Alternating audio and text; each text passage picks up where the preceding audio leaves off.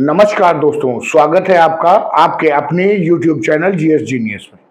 जैसा कि आप स्क्रीन पे देख रहे हैं, whether Israel planning to take full control of Gaza. क्या इजराइल जो गजा है, जो कि पिछले एक लंबे समय से इजराइल और गजा के बीच में संघर्ष देखने को मिल रहा है, तो उसी क्रम में क्या इजराइल गजा पर पूरा कंट्रोल लेना चाहता है?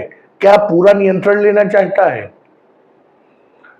आज इसी मुद्दे को हम अपने इस वीडियो में देखेंगे और समझने का प्रयास करेंगे। लेकिन इससे पहले कि मैं अपना मुख्य वीडियो शुरू करूं, आपसे हमारी रिक्वेस्ट है कि हमारे चैनल को सब्सक्राइब कर लीजिए, क्योंकि हमारे चैनल पर इसी प्रकार की आपके आसपास की देश दुनिया की जो छोटी छोटी खबरें हैं, जो नए नए डेवलपमेंट्स हैं, उनको छोटे छोटे वीडियो के माध्यम से प्रस्तुत किया जाता है।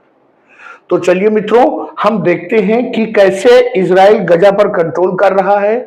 उसने इस कंट्रोल को एक नाम दिया है बिग गजा प्लान। आज हम उसी बिग गजा प्लान को समझने का प्रयास करेंगे। तो चलिए मित्रों, शुरू करते हैं। ये है बेंजामिन नेतन्याहू, इजराइल के सर्वे सर्वा। आज इजराइल को अगर जाना जाता है तो बेंजामिन नेतन्याहू के नाम से जाना जाता है। लगातार इजराइल के लिए, इजराइल के अस्तित्व के लिए, इजराइल की अस्मिता के लिए वो लगातार गजा, हमास, ईरान सबसे लगातार संघर्ष कर रहे हैं। यहां तक कि उनके अपने जो मित्र हैं, जो यूरोप के जो देश हैं, वो भी उनका लगातार साथ छोड़ते जा रहे हैं और गजावासियों का समर्थन कर रहे हैं। यूनाइटेड नेशंस की जो एजेंसीज हैं, वो भी इनका विरोध कर रही हैं। बस इनके समर्थन में केवल एक व्यक्ति है, वो है डोनाल्ड ट्रंप। और डोनाल्ड ट्रंप जिसके साथ खड़ा है, उसे किसी और के साथ की जरूरत ही नहीं है। इसीलिए इन्होंने ये बिग गजा प्लान बनाया हुआ है। पूरे मामले को देखते हैं। 3 अगस्त का दिन था, 2025 3 अगस्त का। तो जो इजराइल के जो नेशनल सिक्योरिटी मिनिस्टर हैं, उन्होंने अल अक्सा मस्जिद, जो अल अक्सा मस्जिद है जेरूसलम में, वहां पर गए। आपको बता दूं, ये जो अल अक्सा मस्जिद है, ये भी इजराइल, फिलिस्तीन और फिलिस्तीन के पीछे उनके समर्थन में खड़े अनेक मुस्लिम राष्ट्र, उन सब के बीच में विवाद की जड़ है। तो ये जो नेशनल सिक्योरिटी मिनिस्टर थे इजराइल के, वो अल अक्सा मस्जिद पर गए और टेम्पल माउंट, ये टेम्पल माउंट जो ज्यूज, जो यहूदी लोग हैं, उन लोगों के लिए बहुत महत्वपूर्ण जगह है, बहुत महत्वपूर्ण धार्मिक स्थल है। और वहां से उन्होंने ये ऐलान किया कि we must take control of Gaza, we must take full control of Gaza. कहने का तात्पर्य है कि हमें गजा पर पूरा नियंत्रण कर लेना चाहिए, और वो नियंत्रण तभी हो पाएगा जब इजराइल का गजा पर पूरा कब्जा हो जाएगा। उसके 2 दिन के बाद जो इन्होंने कहा, 2 दिन के बाद उसी पर बेंजामिन नेतन्याहू, जो कि इजराइल के प्राइम मिनिस्टर है, उन्होंने मोहर लगा दी और उसको नाम दिया बिग गजा प्लान। यही अभी मैंने आपसे 2 मिनट पहले बताया कि जो ये फुल कंट्रोल लेना चाहते हैं, गजा पर कब्जा करना चाहते हैं, उसको इन्होंने बिग गजा प्लान नाम दिया है। उन्होंने इजराइल की जो आर्मी है, जिसका नाम इजरायली डिफेंस फोर्सेस आईडीएफ कहते हैं, उसको आदेश दिया है कि जो उन्होंने ये प्लान बनाया है, इसके लिए पूरी तरह से तैयार हो जाएं।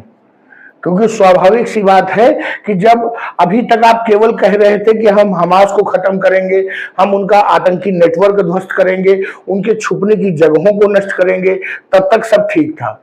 लेकिन अब जब आप कह रहे हैं कि हम पूरा गजा पे कब्जा करेंगे, तो पहले से भी ज्यादा भीषण संघर्ष और युद्ध होने की संभावना है।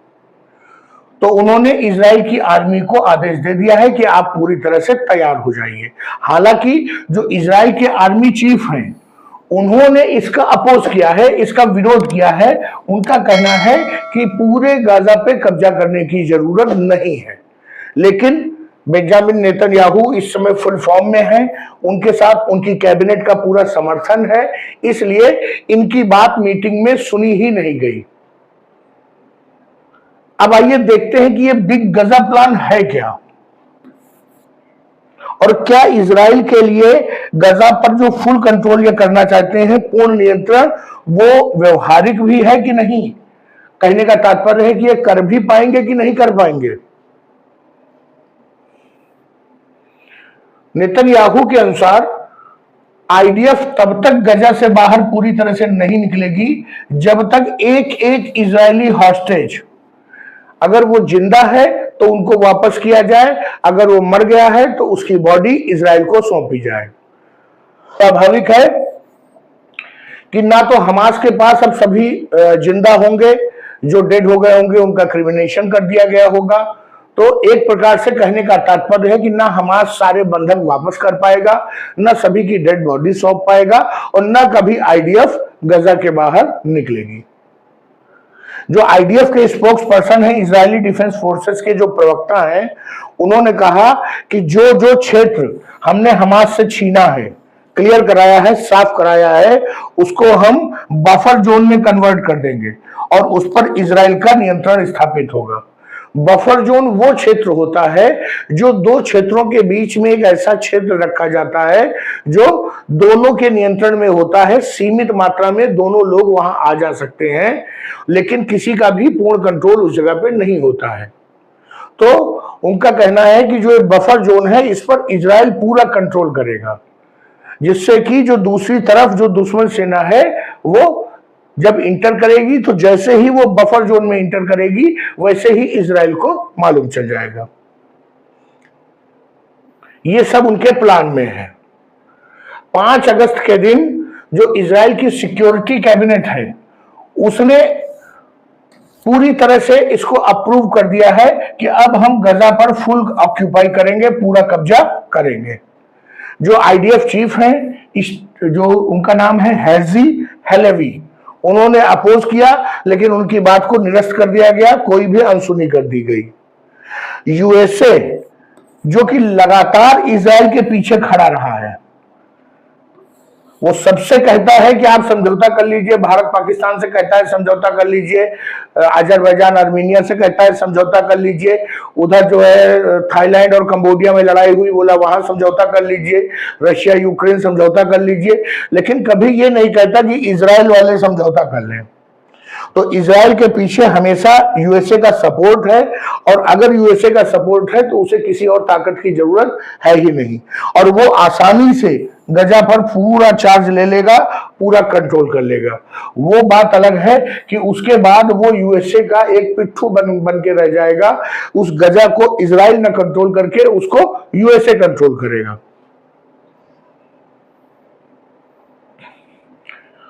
अगस्त 5 का जो तारीख है, इस तारीख तक लगभग 75% हिस्से पे, गजा के 75% हिस्से पे जो है इजरायली डिफेंस फोर्सेस का कब्जा है। अब उसमें कौन कौन से क्षेत्र शामिल हैं? नॉर्थ गजा। नॉर्थ गजा आपको याद आ रहा होगा, ये वो क्षेत्र है जो इजराइल ने सबसे पहले यहाँ के नागरिकों से कहा था कि छोड़ के दक्षिण की ओर चले जाइए, हम इसको मैदान बनाने जा रहे हैं, पूरा साफ करने जा रहे हैं। तो नॉर्थ गजा पे आईडीएफ का कब्जा है, जो गजा शहर है उस पर पूरा कब्जा है, खान यूनुस जो कि उनका एक बंदरगाह शहर है उस पर कब्जा है, रफा पे कब्जा है, नेजारिन पे कब्जा है, और फिलाडेल्फी कॉरिडोर जिससे कि जो गजा के लोगों के लिए राहत सामग्री सीमित मात्रा में जाती है, उन सब पर इजराइल का कब्जा है।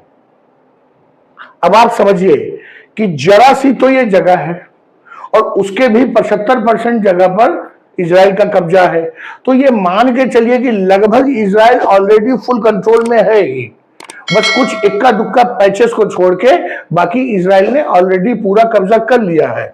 अगर आप इस गजा के क्षेत्रफल और इसके साइज को देखें तो लगभग 41 किलोमीटर चौड़ी ये एक पट्टी है जो समुद्र के किनारे किनारे है, और इसकी सीमाएं एक तरफ मिस्र से लगती हैं, दो तरफ इजराइल से लगती हैं और एक तरफ समुद्र से लगती हैं। कहीं पर इसकी चौड़ाई 6 किलोमीटर है, कहीं पर 12 किलोमीटर है, और लगभग 87% पॉपुलेशन यहाँ की ऑलरेडी अपने घर से विस्थापित हो चुकी है और शरण लिए हुए है, कहीं टेंट में, कहीं पर जो विस्थापितों की कॉलोनी है उसमें रह रहे हैं बहुत ही बुरी कंडीशन में। और जहां पर ये रह रहे हैं वो सब इजरायली कंट्रोल में है। तो 87% आबादी विस्थापित हो चुकी है, बहुत ही बुरी कंडीशन है। अभी जब मैंने आपको बताया तो लगभग यहां से यहां तक ये पूरा जो पोर्शन है वो 41 किलोमीटर का है। यहां पर जो सबसे पतला सकरा पोर्शन है ये लगभग 6 किलोमीटर चौड़ा है और ये पोर्शन जो सबसे चौड़ा है ये लगभग 12 किलोमीटर है। अब आप देखिए, गजा सिटी पर उनका कब्जा है, खान यूनुस पे उनका कब्जा है, रफा पे उनका कब्जा है, फिलाडेल्फिया कॉरिडोर पे उनका कब्जा है। तो और ये समुद्र के किनारे जितने भी ये तटीय क्षेत्र है इस पर पूरा इजराइल का कब्जा है। तो गजा के पास अब खोने के लिए कुछ भी नहीं है। वो लगभग अपना पूरा जो क्षेत्रफल है वो खो चुके हैं, अपने जितने घर हैं, मकान हैं, आवास हैं वो खो चुके हैं। बहुत भारी मात्रा में 50,000 से अधिक नागरिकों को खो चुके हैं। गजा के पास खोने के लिए अब कुछ भी नहीं है। अब इसको समझने का प्रयास करते हैं कि जो इनका बिग गजा प्लान है और ये गजा पे पूरा कब्जा करना चाहते हैं, इसका उद्देश्य क्या है। तो जैसा वो कहते हैं, इजराइल कहता है जैसा कि हमास को पूरी तरह से समाप्त करना और गजा पर इजराइल की मिलिट्री का कंट्रोल करना, ये इनका पहला उद्देश्य है जो उनका बिग गजा प्लान में शामिल है। फ्री ऑल इजरायली हॉस्टेजेस, जितने भी इजराइल के अभी भी बंधक लगभग 59 की संख्या में हैं, उन सब को जो है हमास से फ्री कराना। लगभग 251 लोग वो अपने साथ ले गए थे।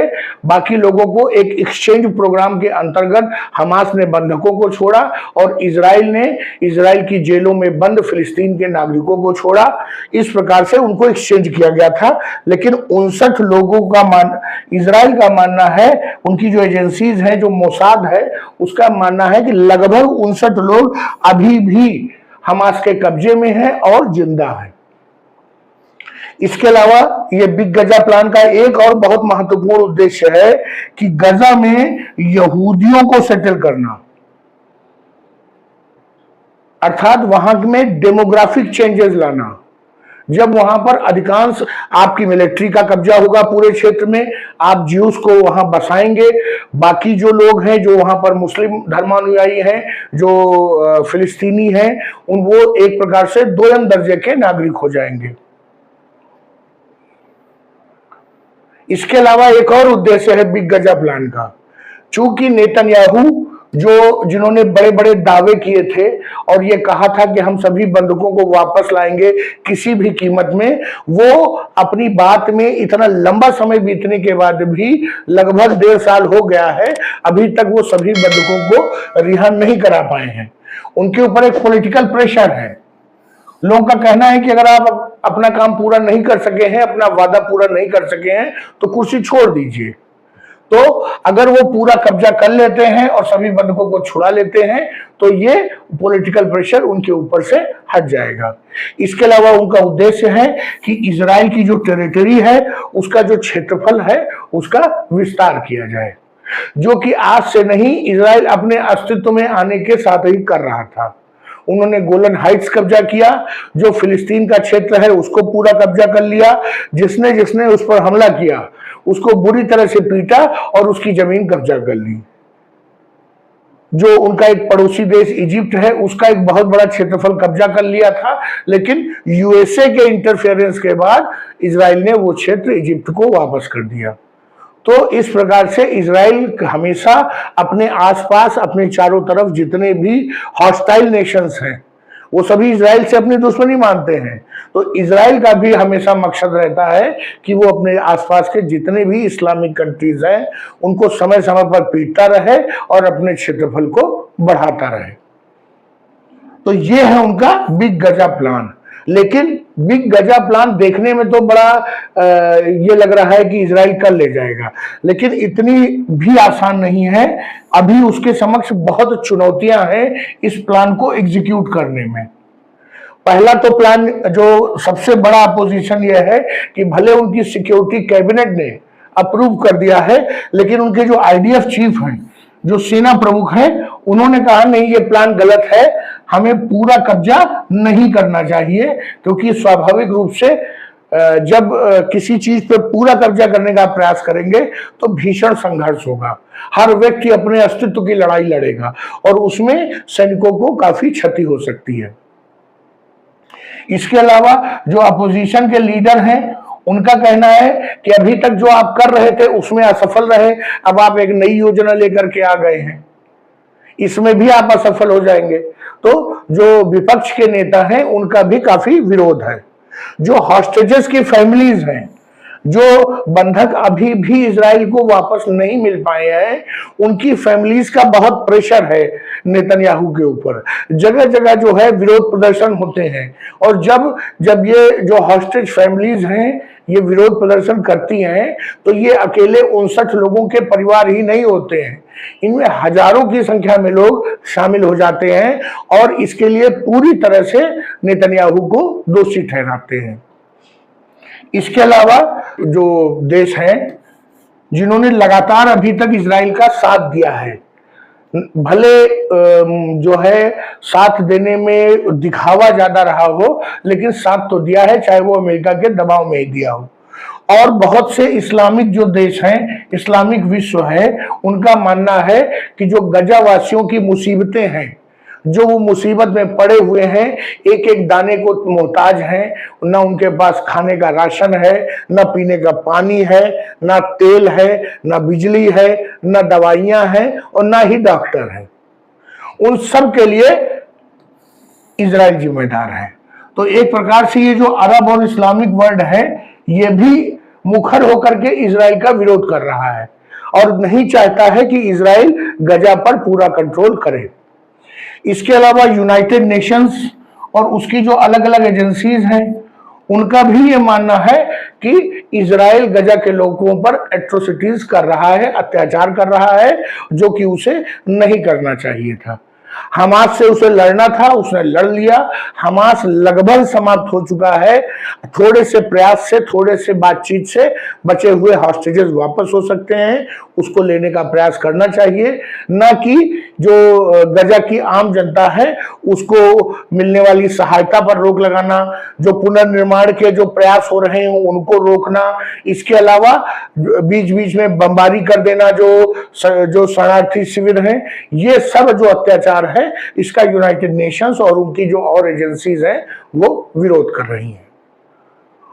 तो मित्रों, ये है नया डेवलपमेंट इजराइल हमास संघर्ष में, कि अब इजराइल ने कहा है कि हम गजा पे पूरा कब्जा करेंगे। आपको क्या लगता है, क्या इजराइल अपना बिग गजा प्लान एग्जीक्यूट कर पाएगा? क्या उसके लिए यह व्यवहारिक है? क्या पूरा विश्व इजराइल को ऐसा करते हुए देखते रहेगा? आपका जो भी मत है कमेंट बॉक्स में आप लिखिए, आपके विचार आमंत्रित हैं। अगर आपको हमारा ये वीडियो, हमारा प्रेजेंटेशन, हमारा जो एनालिसिस है वो अच्छा लगा हो तो वीडियो को लाइक करिए, अपने मित्रों के मध्य शेयर करिए, चैनल को सब्सक्राइब करिए। धन्यवाद।